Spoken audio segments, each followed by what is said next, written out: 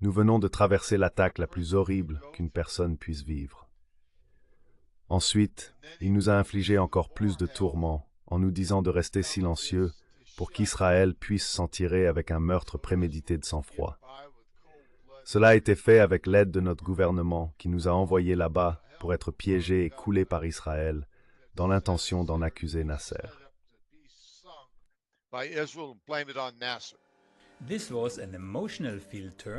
C'était un Phil Turney ému, faisant référence à un événement qui a non seulement façonné sa vie, mais qui résonne également dans les plus hautes sphères du pouvoir jusqu'à ce jour. Ce que vous entendrez dans l'interview suivante est une histoire complexe et multifacette. J'ai pensé vous aider avec quelques indications. Soyez patient un moment, cela en vaut vraiment la peine. Vous comprendrez pourquoi cette affaire est toujours d'actualité aujourd'hui, peut-être même plus que jamais. Nous sommes maintenant au début de juin 1967. La guerre des 6 jours au Moyen-Orient, entre Israël, l'Égypte, la Jordanie et la Syrie, bat son plein. Arrive un navire espion américain légèrement armé mais très sophistiqué, l'USS Liberty. Evocative name USS Liberty. This ship with about 300 sailors on board. Ce navire, avec environ 300 marins à bord, patrouillait dans les eaux internationales au large des côtes de l'Égypte. Lorsque, le 8 juin, des chasseurs israéliens, des hélicoptères et des vedettes lance-torpilles ont lancé une attaque vicieuse et non provoquée. L'attaque a duré plus longtemps que celle de Pearl Harbor et a entraîné la mort ou la blessure des 2 tiers de l'équipage. Et ce n'est que la couche superficielle de l'histoire. Ce qui est caché en dessous est digne d'un thriller, et nous devrons éplucher plusieurs couches avant de pouvoir entrevoir ce qui se passait réellement. Israël et le gouvernement américain ont toujours affirmé qu'il s'agissait d'une erreur d'identité, qu'Israël avait attaqué l'USS Liberty parce qu'il pensait qu'il appartenait à l'Égypte.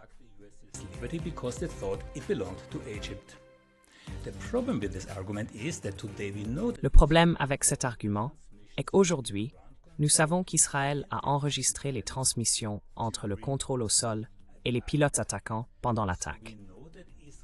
Cela signifie qu'Israël savait depuis le tout début que le navire qu'ils attaquaient était américain. C'était une tentative préméditée et délibérée de couler la cible américaine. Al Jazeera a publié les enregistrements originaux il y a quelque temps, et j'ai laissé un lien vers ceux dans la description. Mais la partie la plus sombre de cette histoire est encore à venir, et cela souligne pourquoi tout cela est si pertinent aujourd'hui. Cela explique également pourquoi il était si important de couler l'USS Liberty.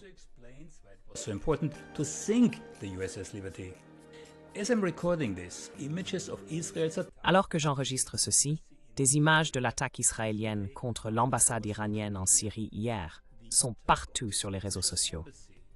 L'attaque contre l'ambassade, selon mon analyse initiale, est une tentative de provoquer l'Iran et finalement d'entraîner les États-Unis dans une guerre avec lui. Cela a été un objectif déclaré depuis longtemps, non seulement de Netanyahou, mais aussi des administrations israéliennes successives. Alors, quel est le lien ici avec l'attaque du USS Liberty? 2 mots. Opération Cyanide. Un journaliste et auteur britannique qui a travaillé pour le Sunday Times, le Daily Mirror, le London Evening Standard et la BBC Television, a même écrit tout un livre sur l'opération Cyanide.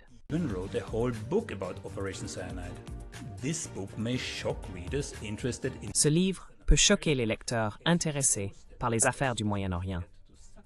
Il montre que les États-Unis étaient prêts à sacrifier 300 hommes et même à risquer une guerre nucléaire avec la Russie pour assurer la victoire d'Israël. Ils ont ensuite essayé de tout dissimuler. En un sens, l'USS Liberty a peut-être été l'agneau sacrificiel pour justifier une attaque contre l'Égypte, qui à l'époque était armée et soutenue par son allié, la Russie. Comme Noam Chomsky me l'a dit lors d'une interview, les Israéliens peuvent faire exploser le monde. Mais qui s'en soucie? Ils ont Dieu de leur côté. Et maintenant, avant de passer à l'interview avec Phil, un rapide appel à l'action.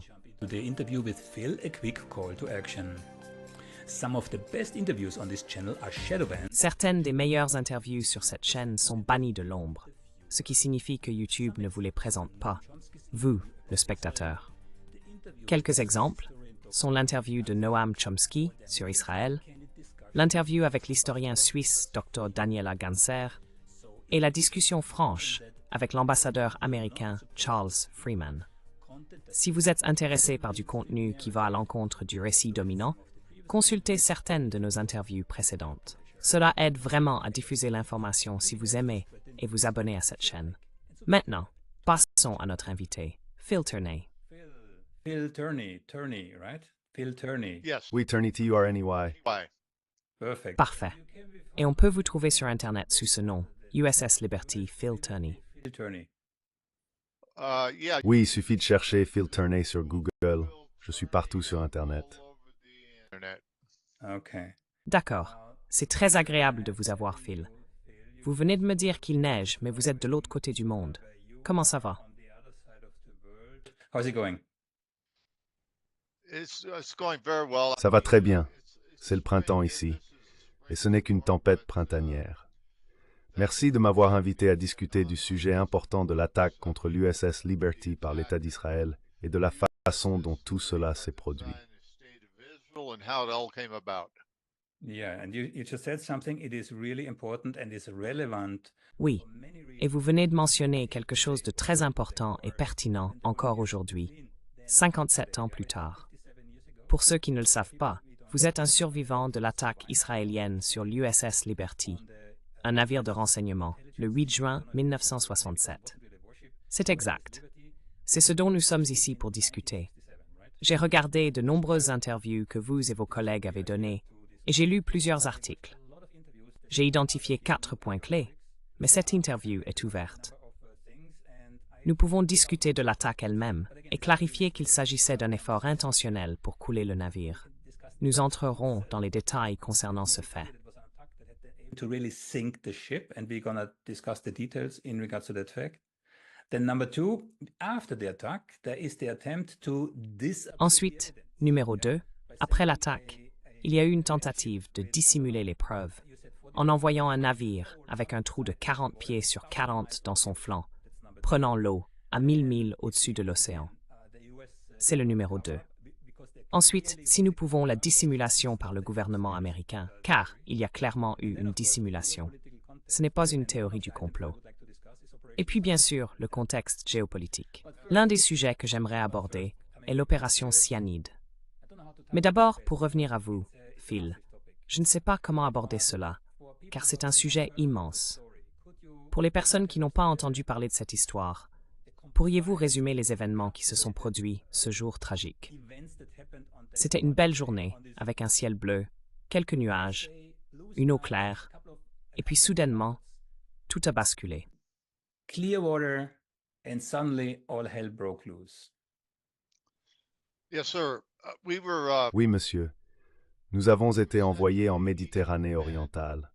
Nous étions dans un port en Afrique lorsque nous avons reçu des ordres d'urgence de partir dès que possible. C'était avant même que nous sachions que la guerre avait commencé. Know the war was on. And so Qui entendez-vous par nous? Quel type de navire était l'USS Liberty? Qui étaient les personnes à bord et quelle était la mission du navire? But what did the boat do? well, the boat obviously was a United Eh bien, States. le navire était un vaisseau de collecte de renseignements de la marine des États-Unis. En fait, c'était l'un des meilleurs navires espions au monde à cette époque. Que ce soit l'Amérique ou quelqu'un d'autre, nous avions les meilleurs. Nous pouvions même faire rebondir des signaux sur la Lune et les renvoyer à la National Security Agency en 3 secondes. C'est assez incroyable pour 1967.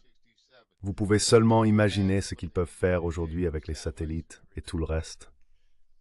Notre navire était manœuvré par du personnel de la NSA, du personnel de la CIA et bien sûr l'équipage du navire. And of course, ship's company. That I was in ship's company. J'étais dans l'équipage du navire. Spies. Les 2 tiers du navire, comme je l'ai dit, étaient des espions, les meilleurs que ce pays pouvait offrir. Alors nous passons le rocher de Gibraltar, excusez-moi, et nous entrons dans la Méditerranée. Nous pouvions voir des avions israéliens, même la veille, en train de reconnaître notre navire. Nous pouvions clairement distinguer les marques ils étaient israéliens. Donc nous nous sentions assez bien à ce sujet. Nos meilleurs amis dans le monde entier étaient là. Nous sommes dans une zone de guerre et ils étaient nos protecteurs. Mais ce n'était pas le cas.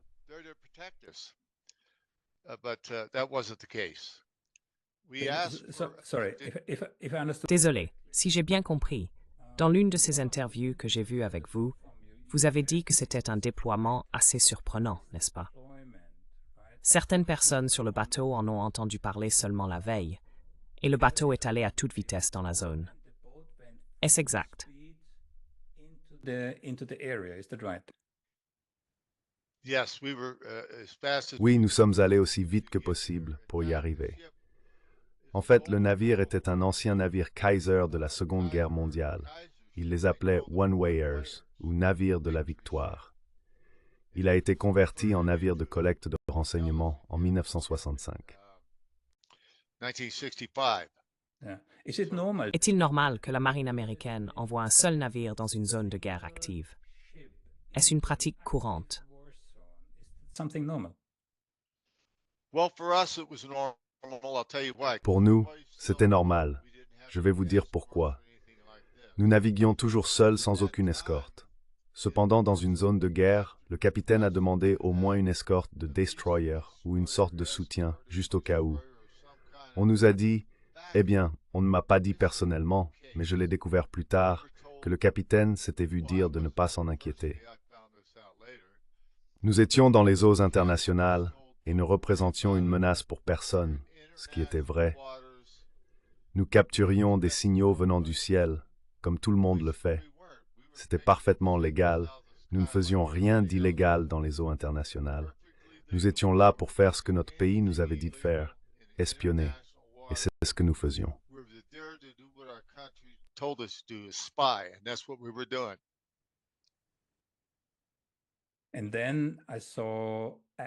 Et puis j'ai vu des extraits vidéo des marins sur le bateau, ce que j'ai trouvé assez inhabituel. Ce n'était pas un bateau normal, car tout le monde portait des vêtements blancs, immaculés. Il y avait un barbecue sur le pont.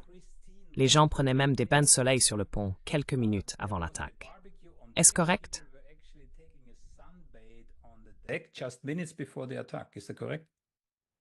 Yes, that was normal for us. We always did that. Oui, c'était normal pour nous. Nous faisions toujours cela. Si vous n'étiez pas de service ou de garde, vous pouviez aller sur le pont et prendre un bain de soleil. À ce moment précis, je ne sais pas s'il y avait des barbecues en cours. Je ne pense pas. Mais nous faisions cela lors des croisières précédentes. Vous pouviez clairement voir que nous étions un navire américain. Nous avions AEGTR-5 sur la proue de notre navire des deux côtés, ce qui signifie navire de recherche technique générale auxiliaire, et nous étions le numéro 5 de cette classe. Liberty était le numéro 5. Donc notre mission, comme je l'ai dit, était l'espionnage, et nous faisions cela. Nous montions et descendions la côte à environ 5 nœuds, et nous avions des survols toute la journée jusqu'à ce que l'attaque commence.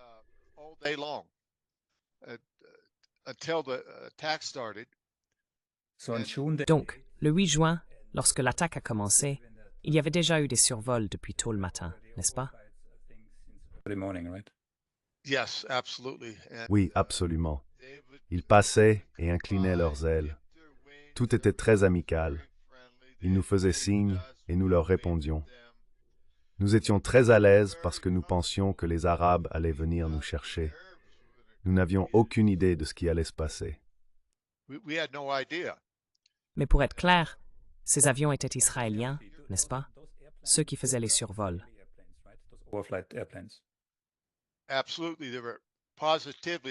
Absolument. Ils ont été formellement identifiés comme israéliens avec l'étoile de David sur eux. Il n'y a aucun doute à ce sujet. Ils savaient qui nous étions. Notre drapeau américain flottait toujours. Leur excuse était qu'ils n'avaient jamais vu de drapeau. Je veux dire, c'était complètement ridicule, mais nous pouvons en parler plus tard. C'était une journée claire avec un ciel calme. Nous avions environ 12 nœuds de vent sur le pont, suffisamment de vent pour que notre drapeau flotte magnifiquement comme notre drapeau américain l'était toujours. Puis, soudainement vers 2 heures, l'attaque a commencé. And suddenly around 2 o'clock, the attack started. So how long? Combien de temps ont duré ces survols avant cela? Combien d'heures? How many hours? Oh, Oh, environ 4 ou 5 heures avant que le navire ne soit attaqué. So it was not a Donc, ce n'était pas un bref passage fortuit. C'était vraiment une enquête, n'est-ce pas? investigation, right?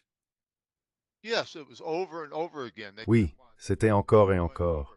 flying Ils continuaient à voler au-dessus de nous avec des wagons couverts et d'autres avions. They were taking photos of the Ils prenaient des photos du navire pour pouvoir cibler tout ce qui voulait frapper dans les premières secondes. Et c'est exactement ce qu'ils ont fait. and that's exactly what they did.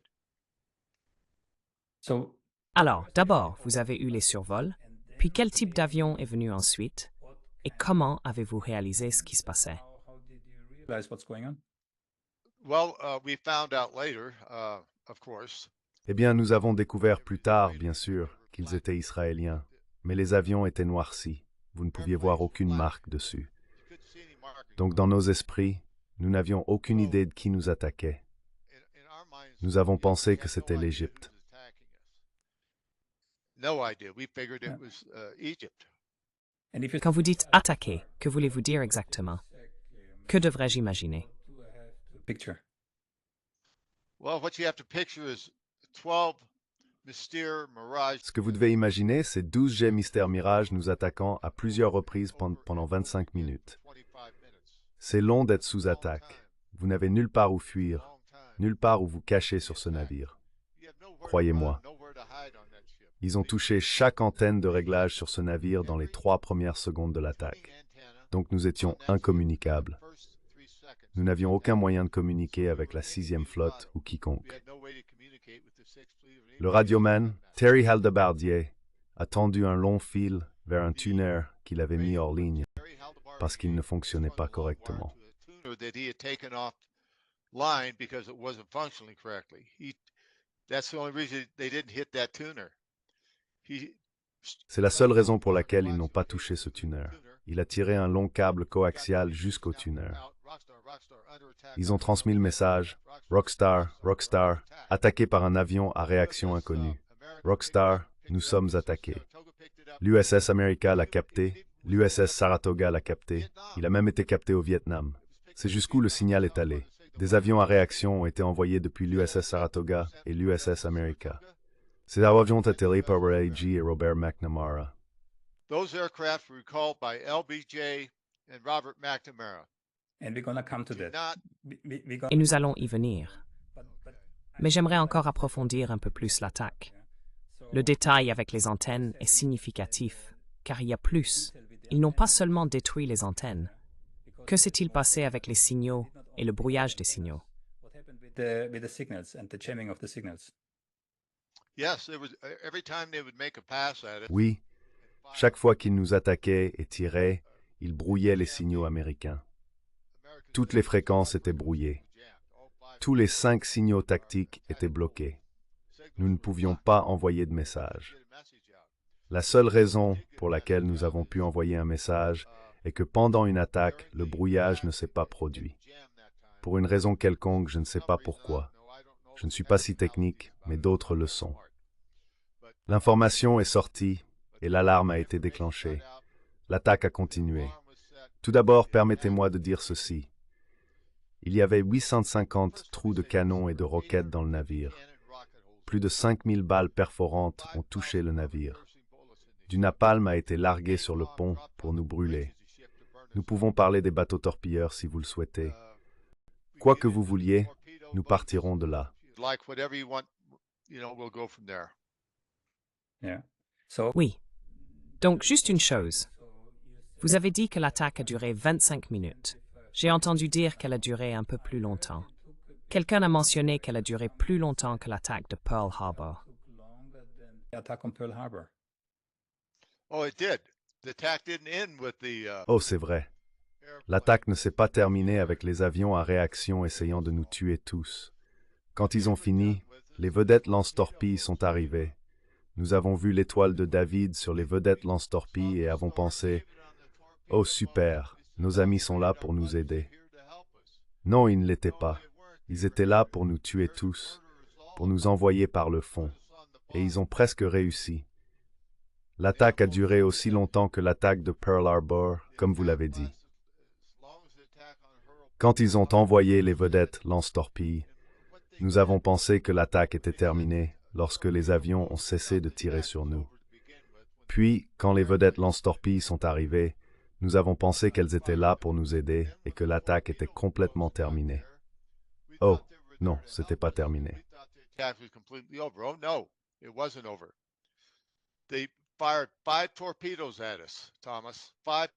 Ils ont tiré 5 torpilles sur nous, Thomas. 5 torpilles. Une seule a touché le navire par la grâce de Dieu. Elle a frappé une poutre en nid dans les espaces CT, les espaces d'espionnage, et cette torpille a explosé prématurément à l'extérieur du navire. Elle a explosé vers l'intérieur du navire et vers l'extérieur. C'est là que 25 des meilleurs agents de la CIA et de la NSA des États-Unis ont été massacrés, réduits en morceaux. Après cela, ils ont encerclé notre navire, nous mitraillant, faisant tout ce qu'ils pouvaient pour nous tuer et nous détruire tous. Nous avons mis à l'eau 3 radeaux de sauvetage. Il ne nous restait que 3 radeaux de sauvetage sur les 284 hommes à bord. Nous avions assez de radeaux de sauvetage pour tous, mais les Israéliens les ont tous détruits.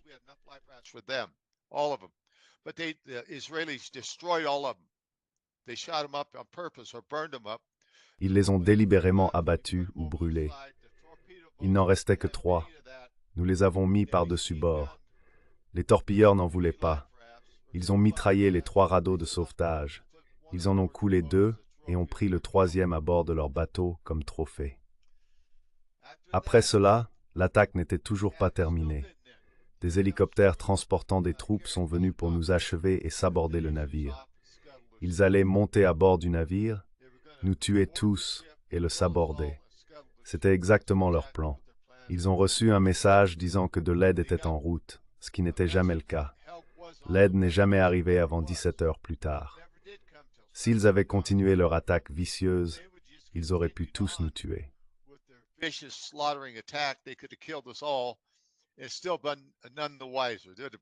C'est toujours resté un mystère. Ils l'auraient imputé à l'Égypte et nous serions entrés dans la 3e guerre mondiale. C'était le plan. Nous avons été piégés par notre propre gouvernement, avec Israël plus qu'heureux de faire le meurtre. Puis ils ont dit, « Eh bien, nous sommes désolés. Nous ne savions pas qui vous étiez. Nous pensions que vous étiez l'Alcazar, un transport de chevaux qui était au port d'Alexandrie. » Il y a tellement de complexités différentes dans cette histoire. C'est ahurissant. Et être couvert pendant plus de 56 ans, bientôt 57, en juin, est stupéfiant. Notre propre gouvernement de LBJ à Biden ne nous a pas soutenus. Aucun membre du Congrès, aucun groupe du Congrès, ni aucun président de LBJ à Biden ne l'a abordé. Ils ne l'aborderont pas. Je me demande pourquoi.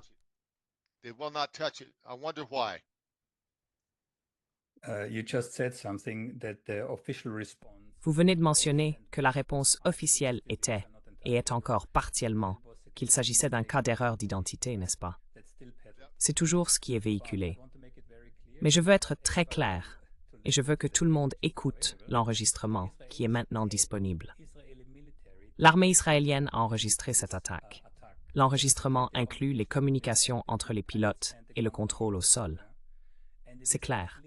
Il n'y a absolument aucun doute que les Israéliens savaient 2 choses. Premièrement, ils savaient que c'est un navire américain. Deuxièmement, ils voulaient le couler sans aucun survivant.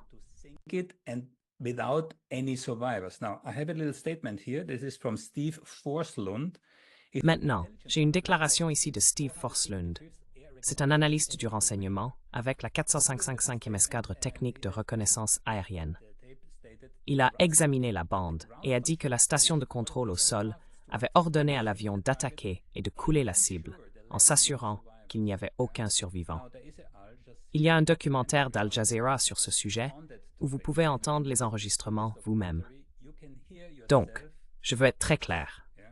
Il n'y a absolument aucun doute que les Israéliens savaient avant d'attaquer qu'il s'agissait d'un navire américain.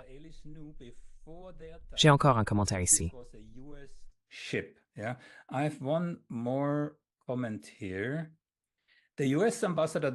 L'ambassadeur des États-Unis auprès de l'ONU Arthur Goldberg, a averti Israël que les États-Unis possédaient les enregistrements audio qui prouvaient que les pilotes israéliens savaient qu'ils attaquaient un navire américain avant les attaques. Fait intéressant, certains de ces pilotes étaient perplexes et ont vérifié à 2 reprises avec le contrôle au sol, demandant « Êtes-vous sûr? Êtes-vous sûr ?» Le contrôle au sol a confirmé « Oui, c'est un navire américain, et oui, vous devez attaquer. » Un autre commentaire intéressant sur ce sujet spécifique est que l'ambassadeur israélien à Washington a envoyé un télégramme secret à Tel Aviv, déclarant qu'Israël est coupable. And said Israel is guilty. Evidence is the audio tape of the attack. Les preuves incluent l'enregistrement audio de l'attaque, qui était connu des hauts responsables israéliens. Et je cite ce qu'il a réellement dit. Ils devraient assumer ce qu'ils ont fait et être jugés. Je trouve cela extraordinaire, car cela vient de l'ambassadeur israélien à Washington. Donc encore une fois, je veux juste souligner cela dès le début. Il n'y a aucun doute que les Israéliens savaient exactement ce qu'ils faisaient. Et puis, bien sûr, vient la question, pourquoi ont-ils fait ce qu'ils ont fait? Mais nous y reviendrons plus tard. Il y a eu une cour d'enquête en juin 1967, mais elle n'a duré que 7 ou 8 jours. Only 7 or 8 days, right? Absolutely. It began. Absolument. Cela a commencé avec l'amiral Isaac Kidd, qui est monté à bord de notre navire avec son officier JAG, le capitaine Ward Boston. Ils ont interrogé les membres de l'équipage qui étaient encore à bord du Liberty. La plupart d'entre eux avaient été transportés vers l'USS America ou d'autres navires pour des soins définitifs, car ils étaient gravement blessés. Vous devez vous rappeler que les 2 tiers de l'équipage étaient soit morts, soit blessés. Nous avions donc un équipage réduit à bord de ce navire. Oui, soyons plus précis. Il y avait environ 284 personnes à bord. Combien ont été blessées, combien sont mortes et combien ont survécu?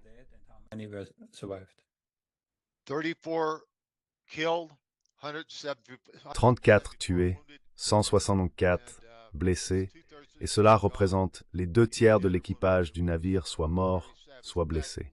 C'était très sauvage. En fait, je déteste même repenser aux hommes qui étaient partout sur les ponts et dans le mess, allongés sur des tables avec des matelas dessus. Nous devions sortir ces pauvres hommes des couchettes, souffrant de blessures horribles, des blessures à la tête, Eh bien, je ne peux tout simplement pas décrire toutes les blessures. Il y en avait tellement. J'étais blessé, mais j'étais un blessé léger. J'ai eu beaucoup de chance. J'ai pu rester avec le navire, ce dont j'étais très fier. L'amiral Kidd et le capitaine Boston sont montés à bord du navire pendant que nous étions en mer, en route vers Malte. Ils nous ont parlé en personne.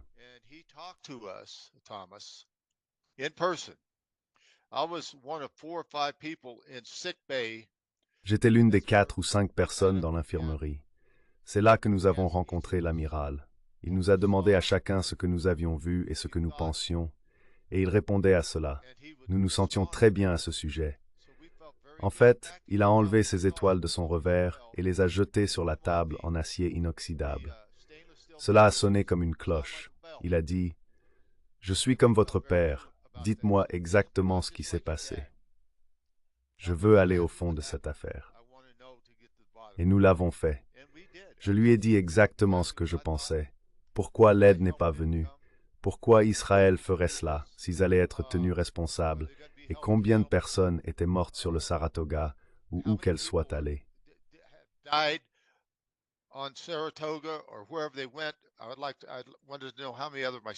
Je voulais savoir combien de mes camarades de bord avaient été tués. Bien sûr, nous en avions 25 dans la cale, ce que je ne savais pas à l'époque, mais nous l'avons découvert à Malte. L'amiral était très sévère et passionné, mais ensuite il est devenu très menaçant. Il a remis ses étoiles et a dit « Si jamais vous répétez un mot à qui que ce soit, vos parents, n'importe qui, surtout les médias, je vous promets que vous serez condamné à une amende, emprisonné ou pire. » Nous savions tous que pire signifiait la mort. Ainsi, nos droits du premier amendement nous ont été retirés. Ils ont pris notre liberté d'expression avec des conséquences terribles. Nous venions de traverser l'attaque la plus horrible qu'une personne puisse vivre.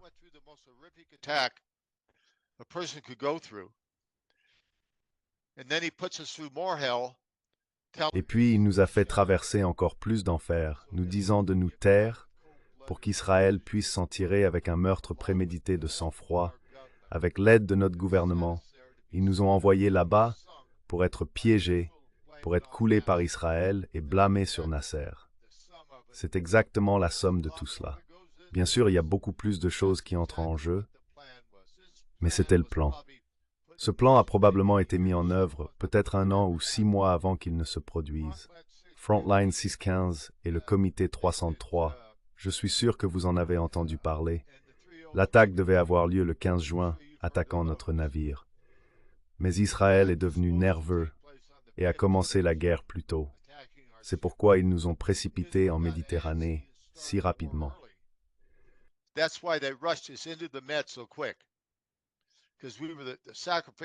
Parce que nous étions les agneaux sacrificiels. En fait, il y avait un autre navire, un navire de renseignement appelé le Valdez. Il était manœuvré par des civils. Ils auraient pu faire la même chose que nous faisions, mais ils les ont retirés de la zone et nous ont envoyés à leur place, parce que je suppose le Valdez ne semblait pas aussi significatif que de couler l'USS Liberty. Et vous savez, la liberté est une grande chose pour ce pays. Ils voulaient faire un grand coup. Et l'Égypte vient de couler le Liberty. Que pensez-vous que ce pays aurait fait? Le tollé du peuple américain aurait été écrasant. Enterrez-les. C'est ce qu'ils voulaient faire. C'est ce qu'Israël voulait. C'était toute une question de conquête de territoire.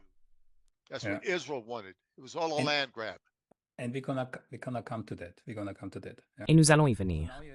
Donc maintenant, vous avez toujours l'amirauté sur le bateau. Pour garder une image dans l'esprit des gens, vous aviez un trou de 12 mètres sur 12 dans le côté de votre navire. Je vous ai entendu, vous et Larry, dans une autre émission, et je crois que c'était Larry qui a dit que l'eau est entrée jusqu'à un autre mur en acier. Vous et Larry étiez de l'autre côté de ce mur, en acier, qui n'était pas conçu pour résister à la pression de l'eau. Donc, vous avez renforcé ce mur de l'intérieur avec du bois. Toutes les 30 à 45 minutes, vous vérifiez si le bois était toujours stable, parce que si ce mur avait cédé, le bateau aurait coulé, n'est-ce pas?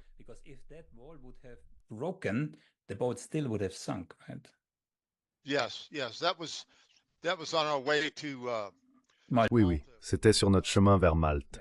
Des gens de l'USS Davis sont venus nous aider avec ça. Ils appelaient ça un mur de genoux. C'était un grand caisson mis contre la cloison, et il était rond. La cloison était en train de se déformer. C'est à quel point c'était proche de traverser tout le navire. Mais le Davis a fait un excellent travail. Je les ai aidés à le faire aussi. J'étais dans le contrôle des avaries, donc c'était mon travail. Je devais le faire. Eh bien, je voulais le faire. Je n'avais pas le choix. Je voulais le faire.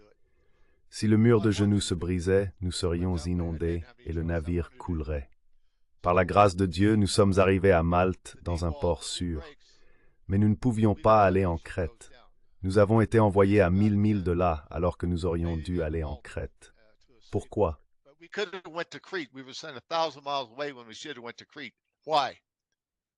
Je voulais vous demander, y a-t-il une explication logique pour laquelle vous avez été envoyé à 1000 miles au-dessus de l'océan, alors que vous auriez pu simplement aller en Crète?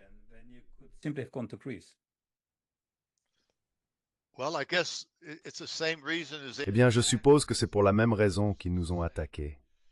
Ils voulaient que nous coulions. Ils voulaient que toutes les preuves soient éliminées. Ils ne voulaient pas que nous soyons là.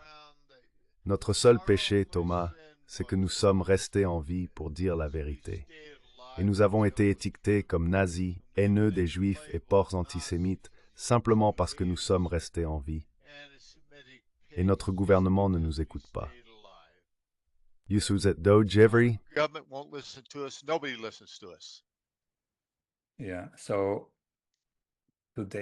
Oui. Donc aujourd'hui, même il y a quelques semaines, Netanyahou a dit que quiconque critique Israël ou le sionisme est un antisioniste et un antisémite. Cette ligne d'argumentation a persisté de 1948 jusqu'à maintenant. Mais il y avait d'autres choses intéressantes. Vous avez dit que l'amiral vous avait interdit d'en parler. C'est essentiellement un ordre de bâillon, n'est-ce pas? Talk about by it's basically a gag order, right? Yes, absolutely, it was a gag order. Oui, absolument. C'était une ordonnance de bâillon avec des conséquences très strictes si vous désobéissiez à ses ordres. Personnellement, je n'en ai pas parlé pendant 20 ans. J'ai oublié l'USS Liberty, vraiment. I really did. L'as-tu oublié ou l'as-tu enfoui au plus profond de toi? Well, I guess you could say it's both. Buried. Eh bien, je suppose qu'on pourrait dire que c'était à la fois enterré et oublié. Je me suis remarié après ma première femme, et je n'ai même pas dit à ma deuxième femme, avec qui je suis marié depuis 41 ans, que Dieu la bénisse. Je l'aime profondément, et elle est restée avec moi pendant toute l'épreuve. Quand je l'ai épousée, je ne lui ai jamais dit que j'étais dans l'armée. Cette partie de ma vie était tout simplement disparue.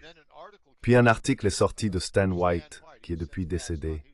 Il était maître principal, un chef O9 et un grand gentleman et ami à moi. Je suis désolé qu'il soit parti, mais il m'a contacté et a dit « Nous avons maintenant une organisation ».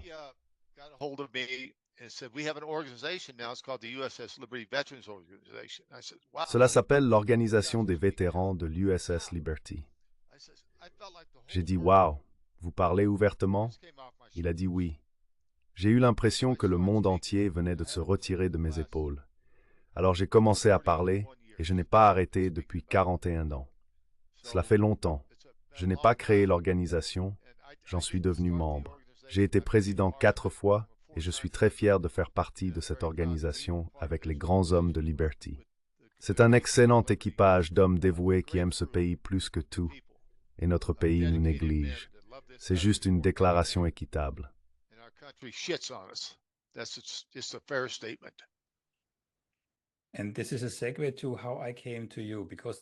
Et c'est ainsi que je suis arrivé à vous.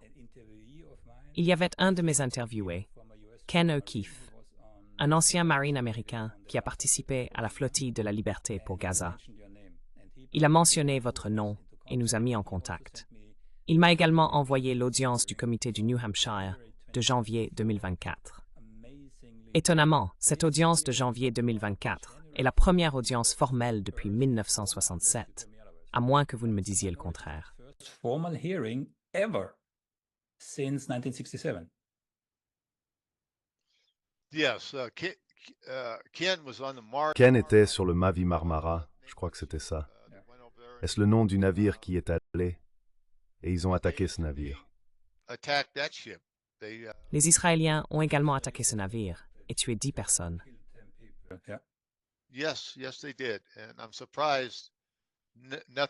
Oui, ils l'ont fait.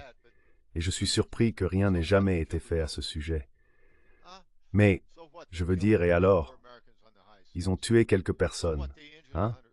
Et alors, ils ont tué 34 Américains en haute mer. Et alors, ils en ont blessé 164. Et combien d'autres choses néfastes ont-ils faites à ce pays pour le plus grand bien d'Israël? Et vous savez ce qui est intéressant? Eh bien, ce n'est pas vraiment intéressant. C'est un fait. Eh bien, c'est intéressant et un fait. Notre Congrès dans ce pays ne lèvera pas le petit doigt à moins qu'Israël ne soit impliqué. Ce que je veux dire, c'est que si vous dites quelque chose de mal sur Israël, vous écrivez à votre député et lui dites « Hey, nous voulons une enquête ».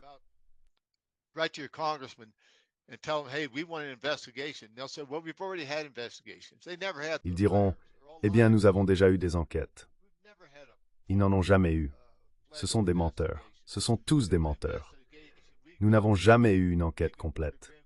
La seule enquête que nous avons eue était celle du Conseil d'enquête de la Marine, qui était une mascarade, une complète mascarade, un camouflage. Dean Rusk, ancien secrétaire d'État, a dit « Eh, ce n'était pas une erreur. Vous ne faites pas cela à plusieurs reprises. » Il a dit que cela reste une cicatrice dans les relations entre les États-Unis et Israël, avec le sous-secrétaire George Ball, courageux George Ball, qui a dit dans l'un de ses écrits « un joli camouflage ».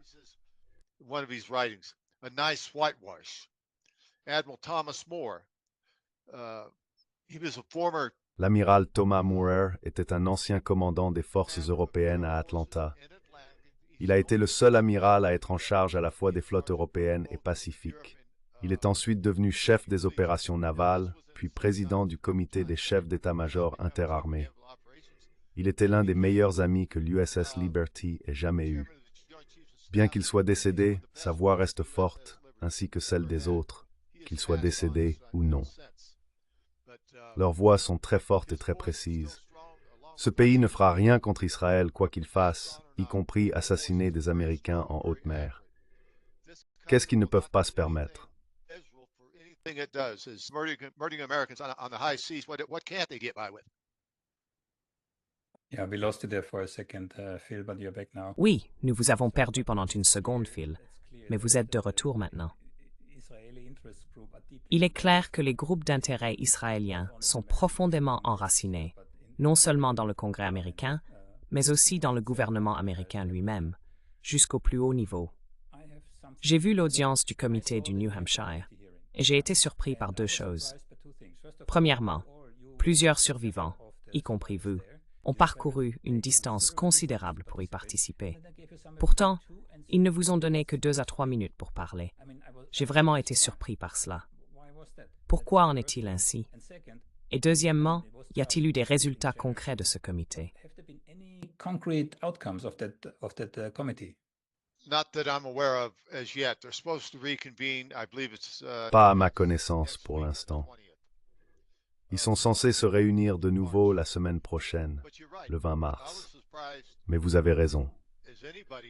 J'étais aussi surpris que tout le monde que nous n'ayons eu qu'un temps limité pour parler. Nous avons été précipités dehors, soi-disant pour une conférence de presse qui n'a jamais eu lieu. C'est toujours entre les mains du Congrès du New Hampshire. Je ne sais pas ce qu'ils vont faire, s'ils vont former un comité pour enquêter, ce qui n'a jamais été fait, ou s'ils vont simplement continuer à le mettre de côté et finir par l'oublier. J'espère qu'ils feront ce qu'il faut, non seulement pour nous, mais pour l'Amérique et le monde. Le monde a besoin de la vérité, pas de ces mensonges.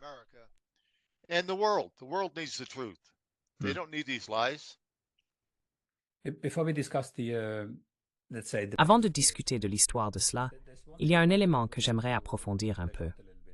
Vous avez mentionné que, miraculeusement, vous avez pu envoyer des appels de détresse. Ces appels de détresse ont en fait été reçus par la 6e flotte. Le commandant, l'amiral, comment s'appelle-t-il? Je l'ai quelque part. What's his name? I have it somewhere. Admiral John McCain. No, Non, le capitaine Tully de l'USS Saratoga, n'est-ce pas? Saratoga. Oh, yeah. Ah d'accord, Capitaine Tully. Totally. Yeah. Oui, il a envoyé des avions. Que s'est-il passé ensuite? What happened? Yes, he did.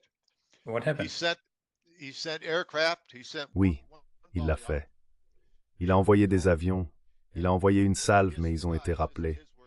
À sa grande surprise, ce sont ses mots, pas les miens, l'Amérique n'a pas lancé à ce moment-là. Il a lancé immédiatement lorsqu'il a entendu l'appel de détresse. Ces avions ont été rappelés avant même d'atteindre l'horizon. Retour à la base. Retour à la base. Il a renvoyé ses avions à la base puis a envoyé une autre salve. C'est alors que Johnson a pris le téléphone. That's when Johnson got on the phone. Said he President. Vous voulez dire le président Johnson? yeah, LBJ. I call him LBJ the snake. Oui, LBJ. But Je l'appelle LBJ, le serpent. LBJ prend la ligne et dit à celui qui reçoit les communications d'Amérique Saratoga ou de n'importe quel groupe de soutien de retourner à la base. Il a dit « Je m'en fiche si quelques marins meurent, je ne vais pas embarrasser mon allié, Israël. » Donc il savait ce qui allait arriver. Les vedettes lance-torpilles arrivaient, il savait tout ça, mais il voulait que nous soyons au fond de l'océan pour pouvoir continuer sa guerre. C'est dans un autre documentaire, Sacrificing Liberty. Les gens doivent regarder ça. Il suffit de taper Sacrificing Liberty. Vous pouvez le louer ou l'acheter, mais c'est l'une des meilleures docu-séries jamais réalisées sur l'USS Liberty. Beaucoup de survivants et de dignitaires y sont présentés. C'est fabuleux. Vous devriez le regarder aussi, s'il vous plaît, Thomas. Cela vous donnerait beaucoup de perspicacité. Watch it too, please, Thomas, if you would.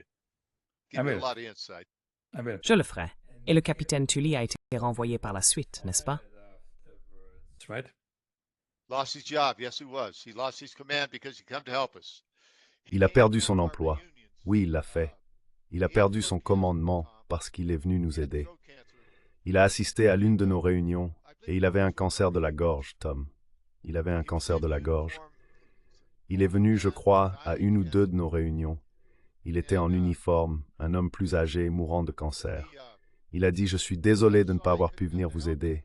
J'ai essayé. » Et il a commencé à pleurer. Ils ont ruiné sa carrière. Il était un célèbre pilote de chasse pendant la Seconde Guerre mondiale. Et regardez ce qu'ils lui ont fait, tout cela pour le bien d'Israël. Ils ont licencié cet homme pour avoir essayé de nous aider. They fired that man for helping us, trying to help us. Sad story, sad story. Now we can... Triste histoire, triste histoire. Maintenant, parlons du président Johnson et de Robert McNamara. J'ai quelques notes ici provenant de diverses sources. Après l'attaque, le président Johnson a parlé de manière informelle au magazine Newsweek. Il leur a dit qu'Israël avait attaqué l'USS Liberty parce qu'il collectait des renseignements sur Israël. Il y avait des choses délicates parce que, si je ne me trompe pas, Israël avait promis à l'Amérique de ne pas attaquer de manière préventive, mais ils l'ont fait.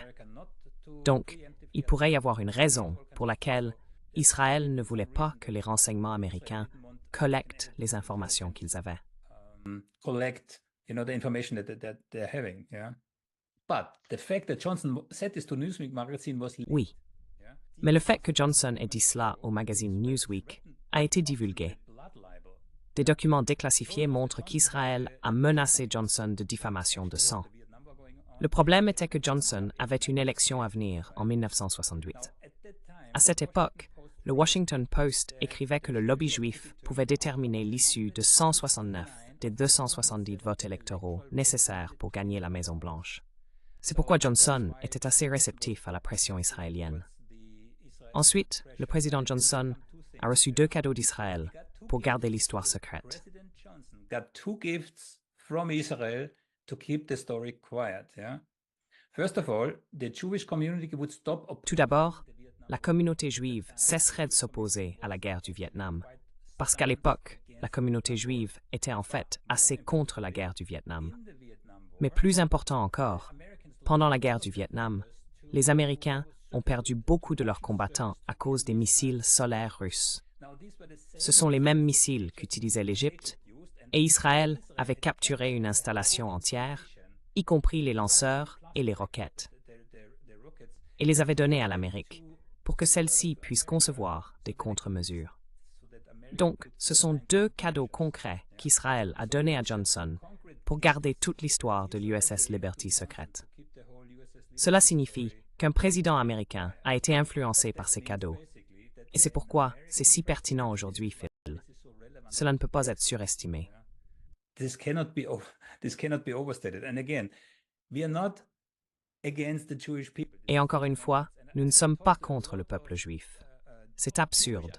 Je parle à beaucoup d'universitaires juifs qui disent la même chose. Critiquer l'État d'Israël n'est pas la même chose qu'être antisémite ou haïr les juifs. Ce n'est pas ce qu'ils font. Mais il est clair qu'à l'époque, comme aujourd'hui, Israël manipule le gouvernement américain. Dans ce cas, ils manipulaient le président Johnson pour leurs propres intérêts contre les intérêts de l'Amérique. C'est vraiment intéressant de voir jusqu'où les politiciens vont pour promouvoir leurs propres intérêts. Comme vous l'avez dit, quelques marins morts en mer. As you said, a couple of dead sailors on the sea. Right, and let me go back to the first part. D'accord. Permettez-moi de revenir à la première partie lorsque Johnson a dit ce qu'il a dit. Je peux vous dire avec emphase que nos espions à bord de ce navire ont reçu l'ordre de laisser tomber immédiatement tout ce qu'ils captaient du Royaume-Uni ou d'Israël. Nous ne devions écouter aucune de leurs conversations. Nous n'écoutions pas Israël, nous écoutions tout le monde. Si nous captions quelque chose d'Israël, nous le laissions tomber immédiatement. Donc, nous n'espionnions pas Israël, c'est un fait. Johnson me rend tellement furieux, mais je ne suis pas en colère contre le peuple juif. The Jewish people, no, I'm not mad at the Jewish people.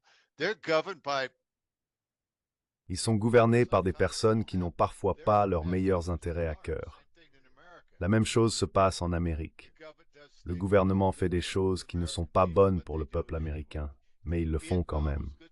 Pensez-vous que le Vietnam était bon pour le peuple américain? La Corée? La Première Guerre mondiale? Tous auraient pu être évités si les choses avaient été un peu différentes. L'amiral Arleigh Burke a dit « Phil, les choses sont faites pour arriver. Elles sont causées pour arriver. Elles n'arrivent pas simplement. » C'était une attaque bien pensée et planifiée contre la liberté. Et plus de 58 000 hommes au Vietnam sont morts. Pourquoi? L'Irak et les armes de destruction massive. C'en est une autre. George Bush, quel menteur.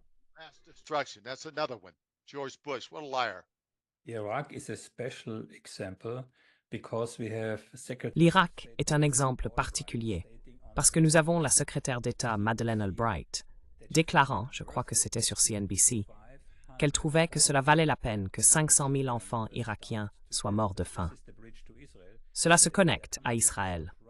Il y a des photos qui sortent en ce moment de Gaza, où quelqu'un a comparé les personnes affamées dans les camps de concentration nazis avec les enfants affamés à Gaza aujourd'hui. Ils sont interchangeables. Ainsi, une vie humaine ne vaut rien à ces niveaux.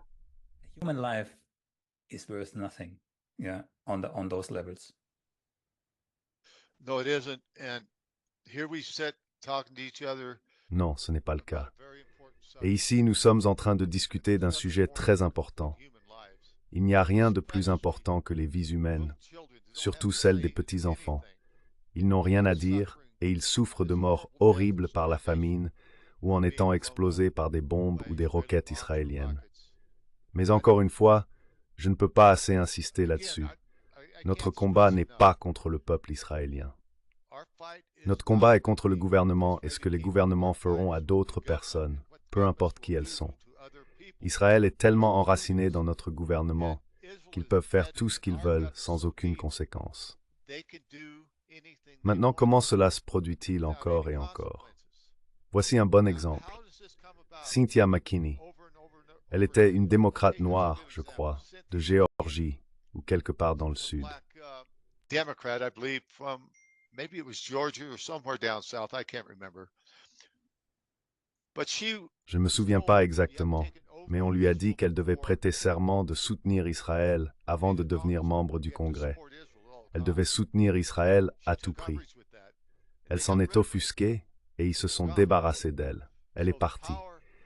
Donc, le pouvoir de l'ADL, du lobby israélien, de l'AIPAC, tous pèsent sur l'Amérique. Nous sommes le pays le plus riche, nous avons certaines des armes les plus avancées au monde et tout le monde les veut. Nous les donnons librement à des pays pour faire la guerre et tuer d'autres personnes. Ce pays doit rester en dehors des guerres en Europe et au Moyen-Orient. Ça doit s'arrêter. Maintenant, je me demande comment Joe Biden va résoudre ce problème. J'espère que le peuple américain le fera et se débarrassera de lui par le vote en novembre prochain.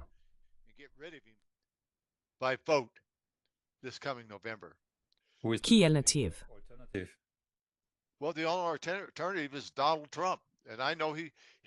Eh bien, la seule alternative est Donald Trump, et je sais qu'il aime aussi Israël. Mais il y a une différence avec Trump, et je le formule ainsi. Quand il a conclu les accords d'Abraham, bien que je n'ai pas tout aimé, je me suis dit, si cela maintient la paix au Moyen-Orient et que personne ne meurt de part et d'autre, ou qu'aucun soldat, marin ou marine américain n'est mis en danger, c'est une bonne chose.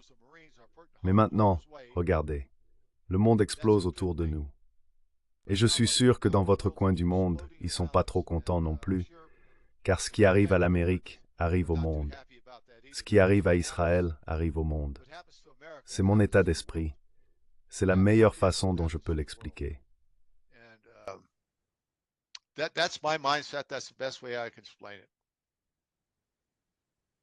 What happens around the world now? Ce qui se passe dans le monde actuellement, avec le déclin évident de la puissance américaine, est significatif. Le moment unipolaire, qui a duré environ 30 ans pour l'Amérique, est terminé. Il n'y a aucun doute là-dessus. En conséquence, nous avons ces guerres régionales qui éclatent à gauche et à droite.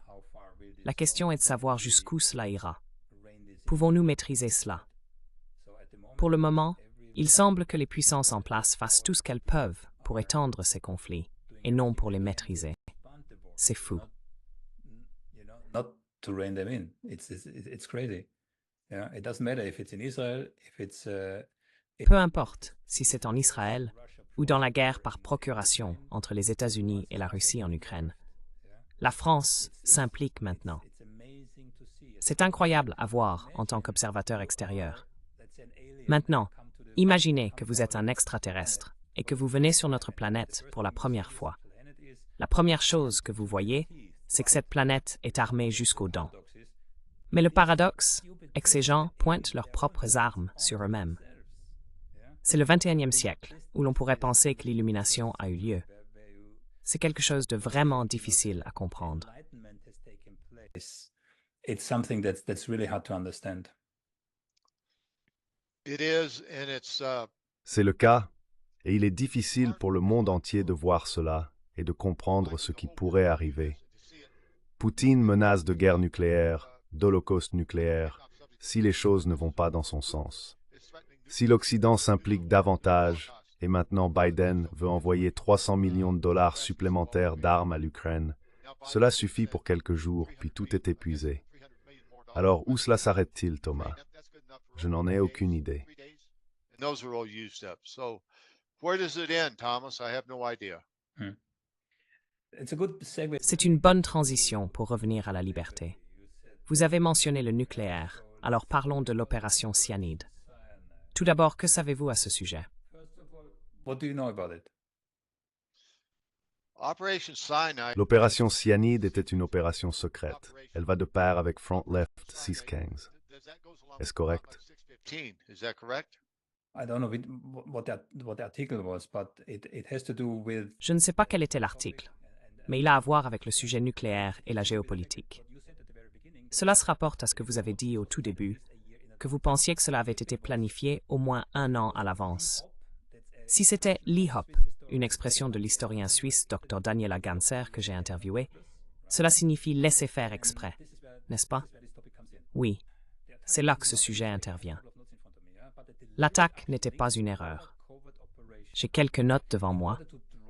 C'était une action délibérée liée à une opération secrète plus large pour entraîner l'Amérique dans une guerre. Le point clé de l'opération Cyanide était qu'il y avait apparemment des sous-marins nucléaires russes dans la région. L'Amérique était apparemment prête à attaquer l'Égypte avec des armes nucléaires à ce moment-là. Est-ce quelque chose dont vous êtes au courant? Yeah, is that something that you are aware of? Yes, yes, yes. Very much so. Oui, tout à fait.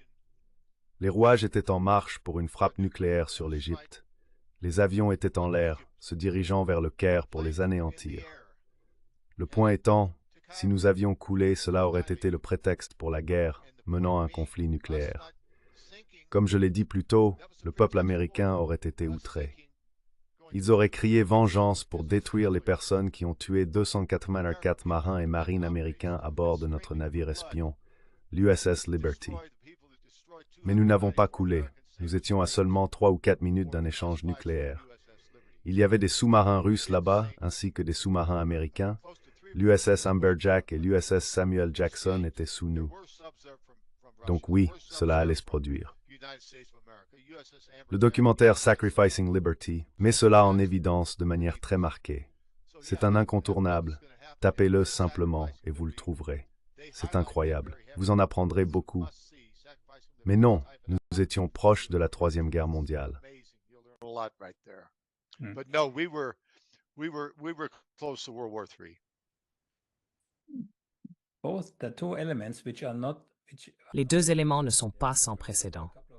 Tout d'abord, quelques années plus tôt, nous avons eu l'incident du Tonkin au Vietnam, n'est-ce pas? C'était une histoire totalement fabriquée, impliquant également un navire supposément attaqué. Et puis, il y a eu la crise des missiles cubains, n'est-ce pas? Nous savons d'après les enregistrements de Kennedy, donc non seulement Nixon a enregistré sa Maison-Blanche, mais Kennedy l'a également fait. D'après les enregistrements de Kennedy, nous savons que les chefs d'état-major interarmés ont exhorté Kennedy à autoriser une première frappe sur la Russie et la Chine pendant la crise des missiles cubains. Donc ce n'est pas complètement tiré de nulle part de supposer que l'Amérique envisagerait d'attaquer l'Égypte avec une arme nucléaire. Egypt with the nuclear weapon, right? Oh, absolutely. It is very much, that was the plan. That was the plan Absolument. drawn up C'était le long plan. before we got in the Mad Il a Dog. été élaboré bien avant que nous n'entrions en Méditerranée. Je ne sais pas jusqu'où cela remontait, mais tout était sur papier. Comme l'un de mes camarades de bord, le commandant David Lewis, l'a dit, il était responsable de tous les espions à bord du navire. C'était une attaque parfaitement exécutée par Israël. Ils ont fait tout ce qu'ils étaient censés faire. Ils ont coupé nos communications et détruit nos mitrailleuses de calibre 50. Nous étions incommunicables. Ils ont envoyé des bateaux torpilles pour nous couler et des hélicoptères pour abattre les survivants. C'était le plan, mais nous avons déjoué leur tentative meurtrière de guerre. C'est pourquoi l'histoire de l'USS Liberty est si étouffée. That's why this USS Liberty story is so covered up. If it was so cut and dry, Thomas. Si c'était si simple, Thomas, comment se fait-il que le Congrès ne nous ait pas appelés à témoigner et à raconter notre version de l'histoire, au lieu de répandre des mensonges pendant 57 ans et demi? Tu sais, quelque chose sent vraiment mauvais ici, et ça sent vraiment mauvais. Je pense que le peuple américain serait outré s'il découvrait ce qui nous a été fait. Cela dure depuis plus de 57 ans, même avant que notre navire ne soit touché. Nous ne savons pas combien d'autres faux drapeaux il y a eu. Maintenant, tu as parlé de l'USS Maddox. Je suis monté à bord de l'USS Maddox quand je suis sorti de la marine parce que je ne voulais rien avoir à faire avec ça. C'était dans les années 70.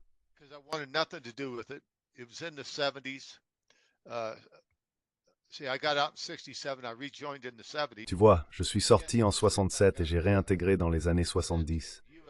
Devine sur quel navire j'ai été affecté? L'USS Maddox. C'était mon poste de service. J'ai parlé à des gars là-bas qui étaient présents lors de l'incident du golfe du Tonkin. Ils ont dit que c'était des conneries, tout inventées. Donc tu as raison. L'incident du golfe du Tonkin nous a entraînés au Vietnam sous de faux prétextes. C'est un peu drôle. Je suis passé du Liberty au Maddox et j'ai découvert des choses que je ne savais pas, mais ça avait beaucoup de sens pour moi quand ils m'ont dit ça, parce que je leur avais parlé du Liberty. Je leur parlais personnellement, pas à un tas de gens dans les médias ou autres.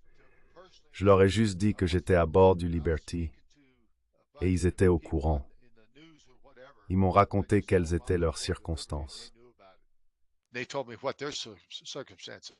Yeah. So Oui. Pour clarifier pour ceux qui ne savent pas, l'USS Maddox était le navire impliqué dans l'incident du golfe du Tonkin, n'est-ce pas? in the Gulf of Tonkin, right? Yes. Oui, ils ont éperdument attaqué l'USS Maddox, DD 731. Maddox, DD 731. That's the boat on which the Vietnam. C'est le bateau sur lequel la guerre du Vietnam a été déclenchée, non? Sur une fausse histoire. Oui. Pour revenir à ce que vous avez dit, c'est vraiment intéressant. Quelles sont les chances que vous soyez passé du Liberty au Maddox? C'est vraiment intéressant. It's a really interesting, yeah. Well, I didn't know how that Eh bien, happened. je ne savais pas comment ça pouvait arriver, mais c'est arrivé. C'était un navire de réserve à cette époque. Nous emmenions des réservistes en tournée de 2 semaines. Nous longions la côte vers des endroits comme San Diego et San Francisco. Donc ce n'était pas un voyage à l'étranger, mais c'était un navire de réserve pour enseigner aux réservistes et les aider à rester affûtés. Ce navire a beaucoup d'histoire, tout comme l'USS Liberty. L'USS Liberty a été vendu pour une bouchée de pain et transformé en lame de rasoir pour se débarrasser des preuves. Quand nous étions à Malte, ils l'ont réparé pour qu'il ressemble à un navire tout neuf. Ils l'ont peint et ont couvert tous les trous. On pouvait encore voir où les trous avaient été couverts, mais ce n'était pas comme s'il y avait des trous gigantesques partout sur le navire. On ne pouvait plus les voir, mais les preuves étaient toujours là.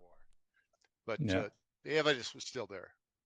They were trying, from what I understood. Ils essayaient, d'après ce que j'ai compris, d'empêcher que des photos du bateau endommagé soient prises. Il faisait beaucoup de gestion de crise, essayant de tenir les médias à l'écart. J'ai vu le témoignage d'une veuve de l'une des victimes sur le bateau. Elle a dit que pendant des semaines, elle avait des agents de la NSA vivant chez elle pour s'assurer qu'elle n'ait aucun contact avec la presse. Elle n'était probablement pas la seule. From the press. And she was probably not the only one. Oh my. Oh là là, était-elle analyste? Analyst. No, she was a Non, elle était la veuve de l'un des hommes qui sont morts sur l'USS Liberty. on the USS Liberty. Yeah, Oui, tu parles de Pat Blue. Blue. That C'est possible. Je n'ai pas retenu son nom. Oui. Yeah, yeah.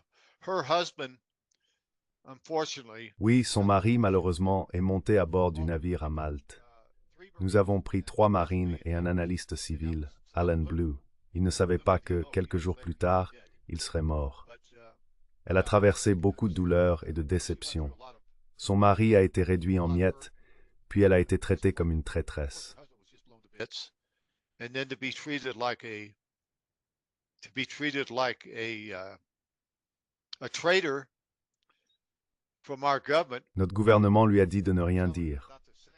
Cela a beaucoup de sens, étant donné ce qu'ils nous ont dit, n'est-ce pas? And coming back to what you said before, so why is it not really Et pour revenir à ce que vous avez dit auparavant, by the US government? pourquoi cela n'est-il pas vraiment pris en compte par le gouvernement américain? At the beginning, this story is Je pense, et c'est pourquoi j'ai dit dès le début, que cette histoire est tellement pertinente aujourd'hui, parce que Israël est plus intégré dans le gouvernement américain qu'il ne l'était auparavant. not even sure that's correct to say. Je ne suis même pas sûr que ce soit correct de le dire. Je pense que c'est encore plus le cas qu'en 1967. Biden est le plus grand bénéficiaire de fonds provenant des groupes d'intérêt israéliens de tous les temps. And the same is true Il en va de même pour de nombreuses personnes au Congrès. Donc il ne toucherait pas à une affaire comme celle-ci en aucune circonstance. in any instant. Il y a une dynamique, et je peux voir cela aussi en Europe. And I can see this in Europe too. Yeah, there is such a feverish Il y a une telle frénésie à être pro-Israël. Je ne comprends pas la raison, car c'est contre-productif pour leur propre pays, comme l'Allemagne. Ce qui est juste devrait être juste, pas gauche. Je comprends le contexte historique et la culpabilité, mais nous sommes pratiquement en équilibre au bord de l'abîme, pour utiliser un cliché, d'une guerre nucléaire. De votre point de vue, j'ai entendu la même chose de certains vétérans du Vietnam. to use a cliché on a nuclear war. Ils sont rentrés chez eux et ont été traités comme des parias. Je ne veux pas dire des criminels, mais comme des parias. They came home. Il en va de même pour les survivants du Liberty, n'est-ce pas? The criminals, but like outcasts. And the same is true. I heard from the survivors of the Liberty, right? We've been outcasts. We've been a thorn in the government's Nous avons été des parias. side. Nous avons été une épine dans le pied du gouvernement pendant les 56 dernières années et demie. Why won't they investigate? Et pourquoi ne veulent-ils pas enquêter sur le Liberty? It's very obvious. Eh bien, c'est très évident, parce qu'ils ne peuvent pas supporter la vérité. Comme l'a dit Jack Nicholson dans le film, vous ne pouvez pas supporter la vérité. Et il y a une vérité ici. Ils ne peuvent pas la supporter. Ils connaissent la vérité. Ils auraient l'air de fous en essayant de protéger notre gouvernement et Israël de la vérité. Ils seraient ridiculisés avec les preuves que nous avons. Le témoignage oculaire, comme celui de Doug Kiefer, qui a reçu une Silver Star à bord de notre navire. He received a Silver Star aboard our ship. He was wounded badly in his abdomen, in his knees, and Il a été gravement blessé au genou et il est resté debout sur ses jambes pendant des heures, sauvant des vies. Lors de la commission d'enquête, il a témoigné, mais malheureusement, il est décédé depuis. Il a pris sa retraite en tant que capitaine dans la marine, ce qui est un très grand honneur. Il était un médecin exceptionnel pour faire ce qu'il a fait. Il s'est demandé pourquoi la commission d'enquête a ignoré les témoignages oculaires des militaires américains et a pris pour argent comptant ce qu'Israël a dit s'être passé. Cela dit tout. Pourquoi prendrait-il le parti d'Israël sur parole plutôt que de croire les témoins oculaires d'un meurtre prémédité et de sang-froid en haute mer? rather than eyewitnesses to cold-blooded, premeditated murder on the high seas.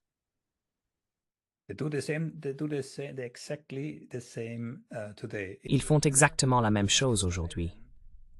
Si vous vous en souvenez, même Joe Biden a répété une affirmation qui s'est avérée fausse après les attaques du 7 octobre à propos de ces 40 bébés décapités. Même le président des États-Unis a dit qu'il avait vu les photos. Avec le recul, la presse internationale a rapporté que cette histoire était fausse.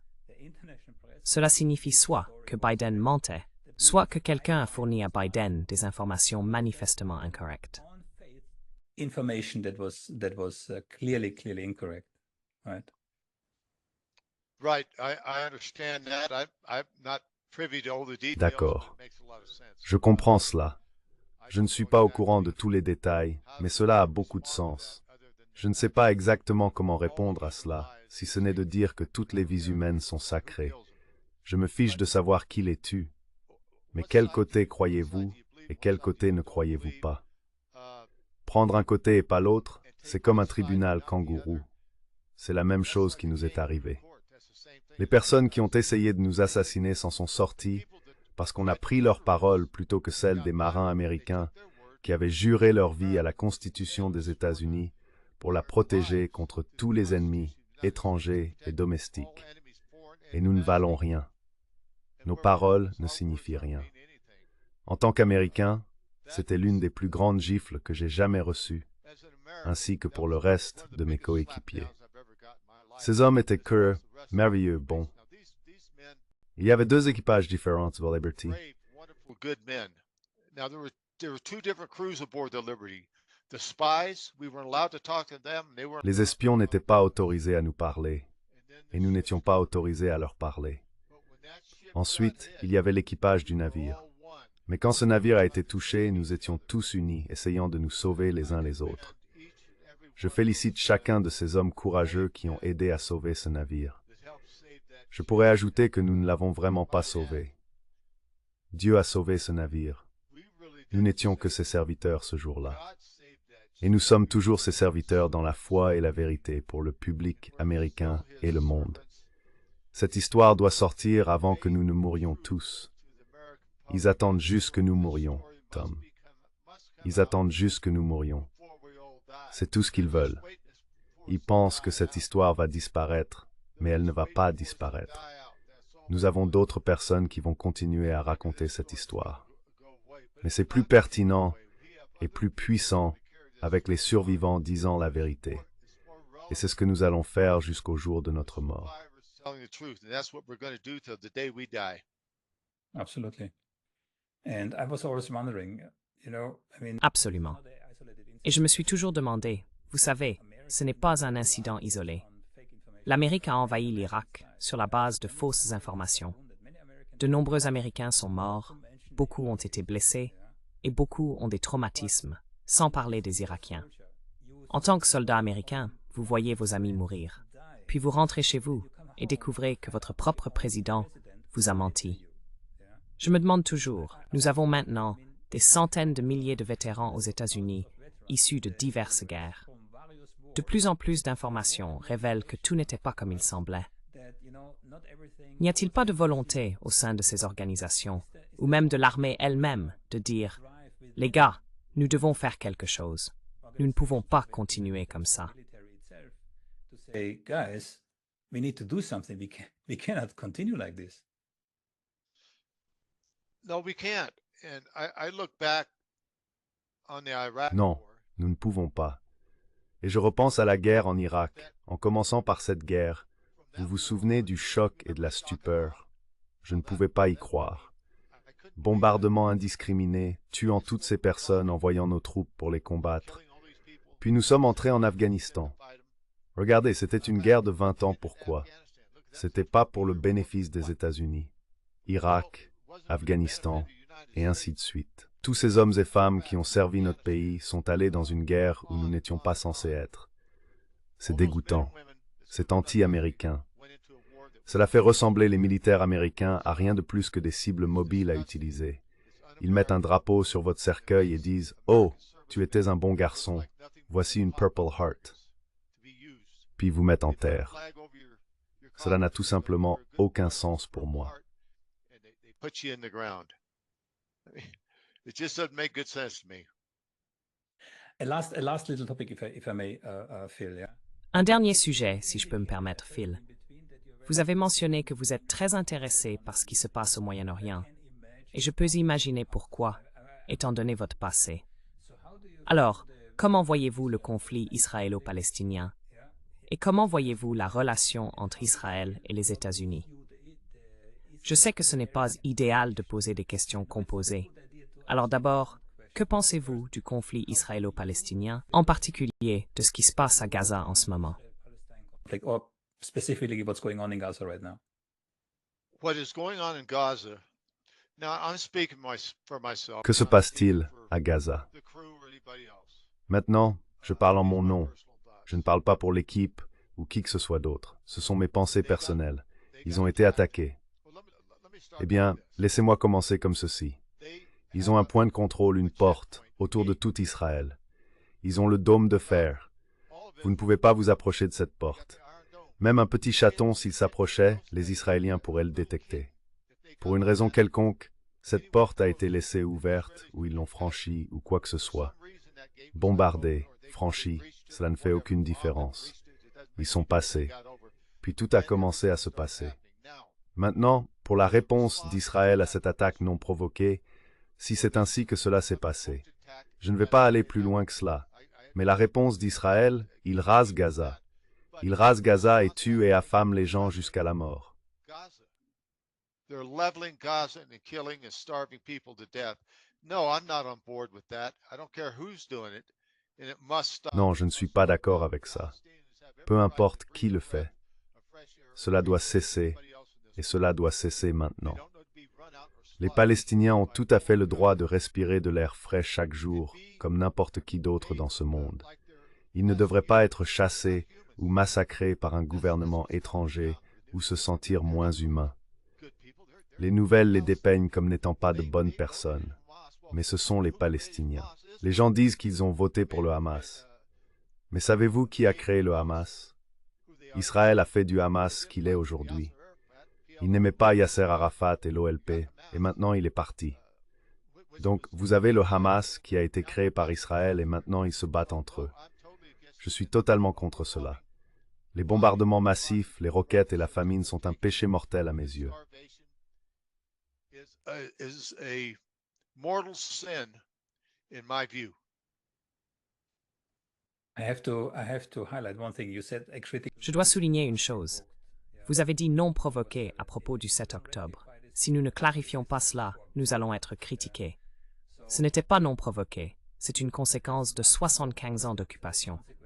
Mais je comprends votre point de vue. Je me demandais juste, vous avez mentionné être attaqué par Israël. Et il y a, bien sûr, une certaine sensibilité ici. Je comprends parfaitement. There's of course some sensitivity here. I completely understand. Oh, absolutely. Okay. Yeah, I'm not Oh, giving you a absolument. free pass on the US Je ne donne pas non plus un passe-droit à Israël pour l'incident de l'USS Liberty. Je donne un passe-droit aux citoyens d'Israël. Ils ne dirigent pas leur gouvernement. Ils sont dirigés par leur gouvernement. D'une certaine manière, ils sont endoctrinés par leur gouvernement, tout comme nous le sommes ici aux États-Unis, endoctrinés par les médias qui ne soutiennent pas Israël. La plupart des médias soutiennent Israël, mais ils ne connaissent pas les faits réels. Ils ne mentionnent jamais l'USS Liberty. Pourquoi mentionnerait-il l'USS Liberty comme contrepoint pour voir ce qui se passe vraiment, ce qui est juste et ce qui est faux? Le vieil adage dit que si Israël peut s'en tirer en assassinant des marins américains en haute mer, ils peuvent s'en tirer avec presque n'importe quoi, et ils le font en ce moment. Tout cela était une appropriation de terre. Ils auraient dû enquêter correctement et faire les choses de la bonne manière.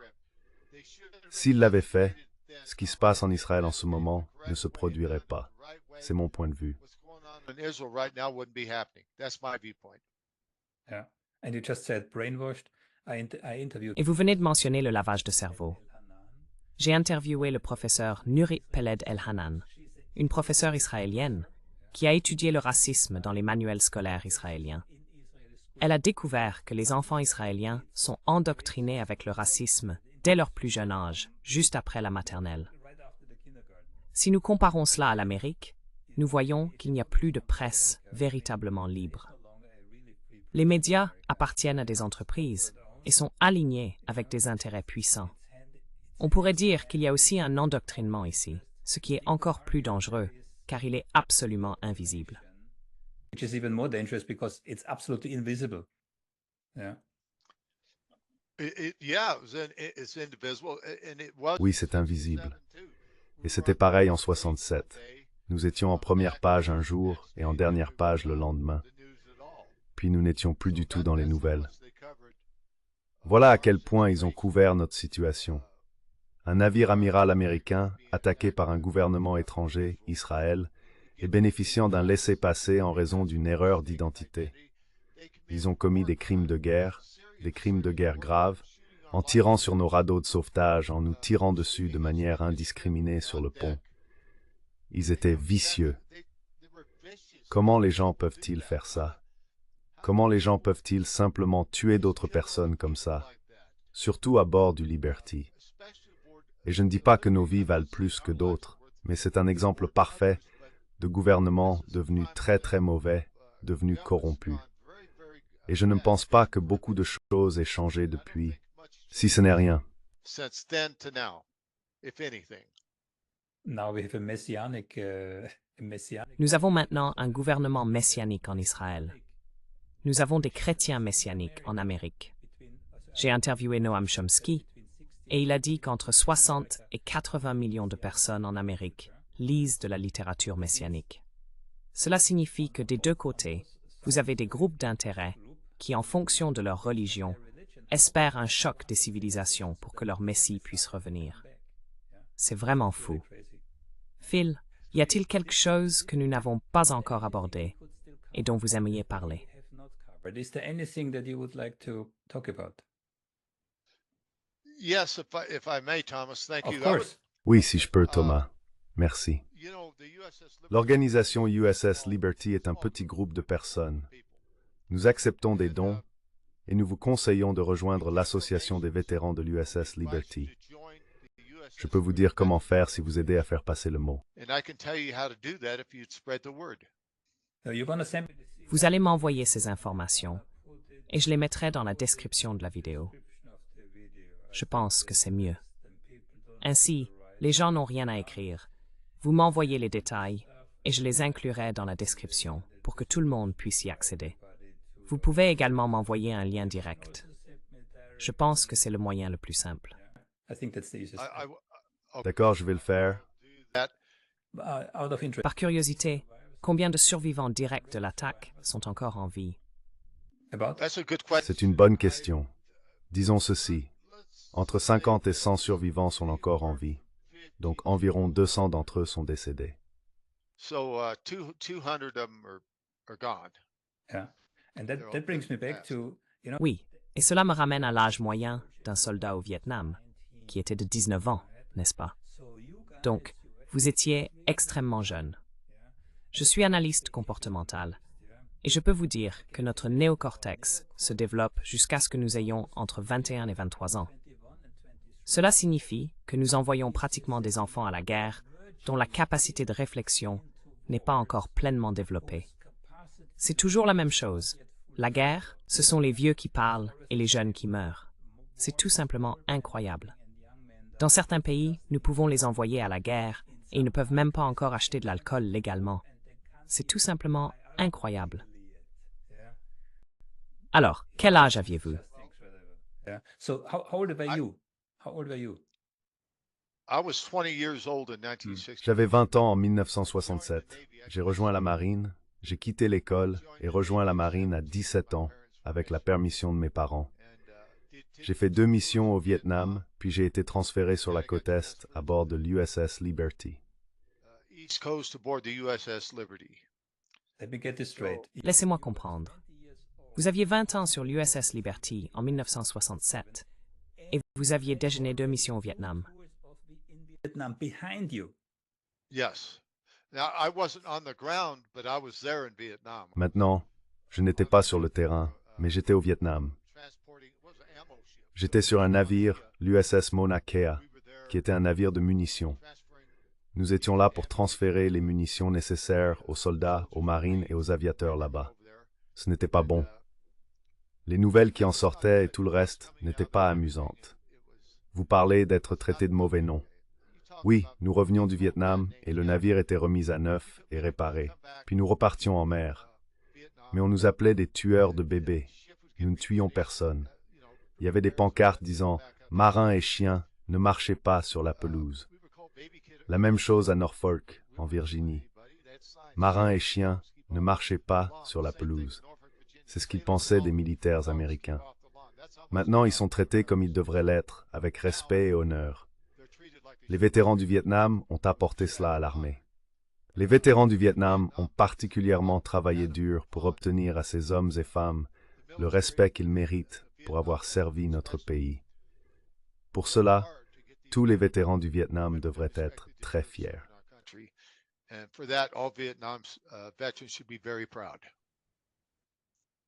On that note, Phil. Sur ce point, Phil, ce fut un privilège de parler avec vous. Je ne peux que vous souhaiter de nombreuses années encore pour partager cette histoire.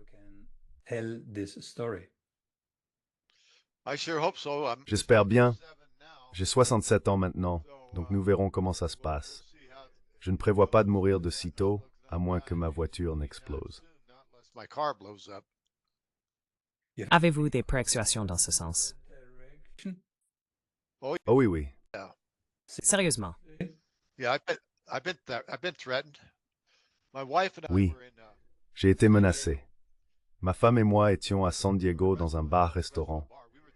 Nous étions au bar en attendant une table. Un homme s'est assis à côté de moi et a dit « Oh, vous étiez sur le Liberty, hein ?» J'ai dit oui, mais je ne pouvais pas comprendre comment il le savait. Il a dit « Vous savez, c'était une erreur, et tout ça. » Il avait une grosse montre et il me la mettait sous le nez. J'ai dit « Éloigne ça de moi, mec. Qu'est-ce que tu fais, tu me filmes ?» Je sais pas ce qu'il faisait. From me, man. What are you doing? Videotaping me or what? I didn't know what he was doing. Taking my voice down. And he said, J'ai baissé la voix. my wife Ma femme était là aussi, et elle a entendu toute la conversation. Il a dit « Je ne suis pas vraiment un médecin, je suis un agent de massage, et je vous dis, vous feriez mieux de garder votre bouche fermée. C'est pour votre propre bien. » Nous avons eu une petite dispute. Ma femme lui est tombée dessus. Elle est fougueuse et l'a attaqué directement. La sécurité a dû venir et nous escorter jusqu'à notre chambre parce que ce type nous menaçait. Le lendemain, nous avons découvert qu'il était là pour repérer les lieux 2 ou 3 jours avant mon arrivée avec ma femme. Comment savait-il même que j'étais là? Comment le savait-il? wife. How did you know I was even there? How did you know?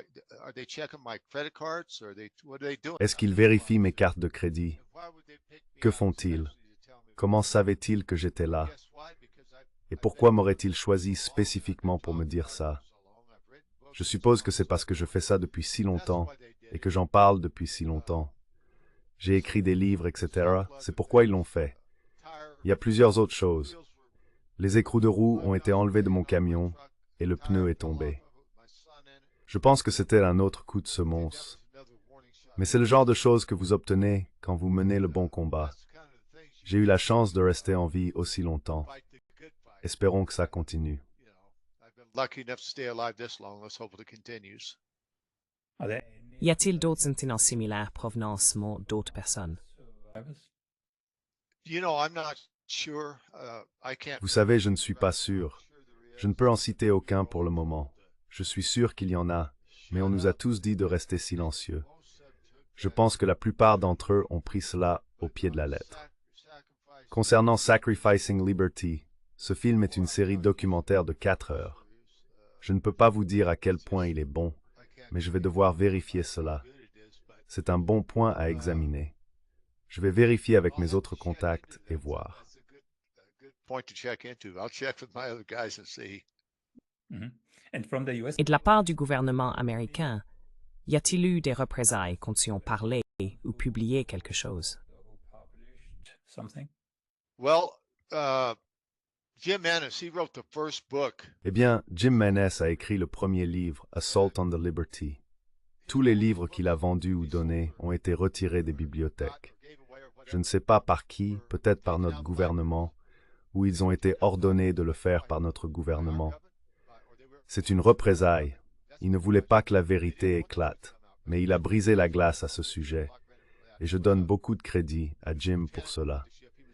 Il était lieutenant à bord du navire, officier de renseignement, et il a été gravement blessé lors de la première attaque. Il a ruiné sa jambe. Il a probablement 84 ou 85 ans maintenant. Mais nous vieillissons tous, Thomas, et nous continuerons à nous battre. J'apprécie vraiment ce que vous faites, non seulement pour le Liberty, mais pour l'Amérique et le monde. Continuez votre bon travail. J'ai hâte de voir cela.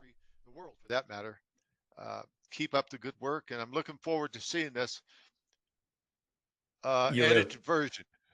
You will. And I would like to conclude with something. Vous le ferez. Et j'aimerais conclure avec quelque chose qui indique votre modestie. Comme je l'ai dit, j'ai fait quelques recherches.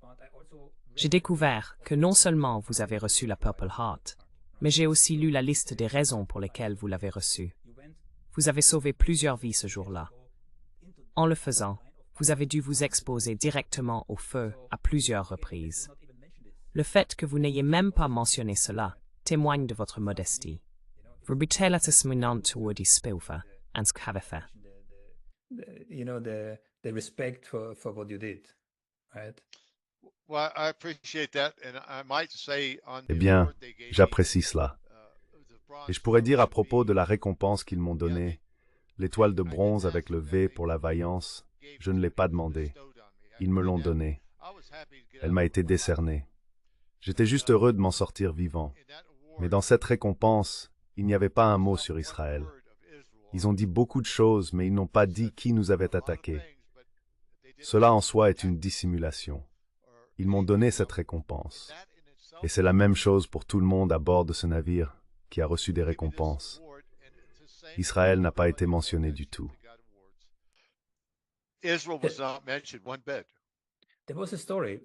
Il y avait une histoire, corrigez-moi si je me trompe, selon laquelle vous ou un groupe de survivants du Liberty étiez en fait à la Maison-Blanche, mais n'avez pas été reçu par le président. Quelle est l'histoire? What's the story? Yes, we were at in the Rose Garden waiting for George W. Oui, Bush. nous étions dans le Rose Garden en attendant George W. Bush. Il avait promis de venir nous voir et de nous parler.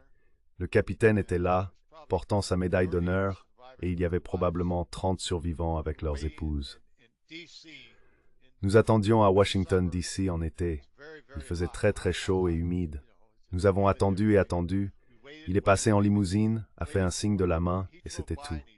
Brent Scowcroft et John Sununu sont sortis et ont dit que le président était vraiment occupé et ne pouvait pas nous voir. Donc nous avons encore été ignorés par le président des États-Unis.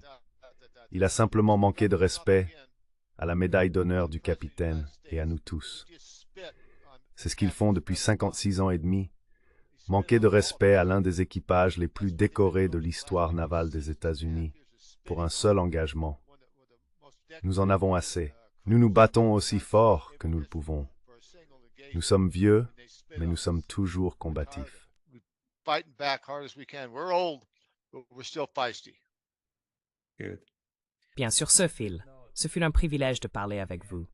Merci pour votre temps. Je l'apprécie vraiment. Vous entendrez certainement parler de moi à nouveau.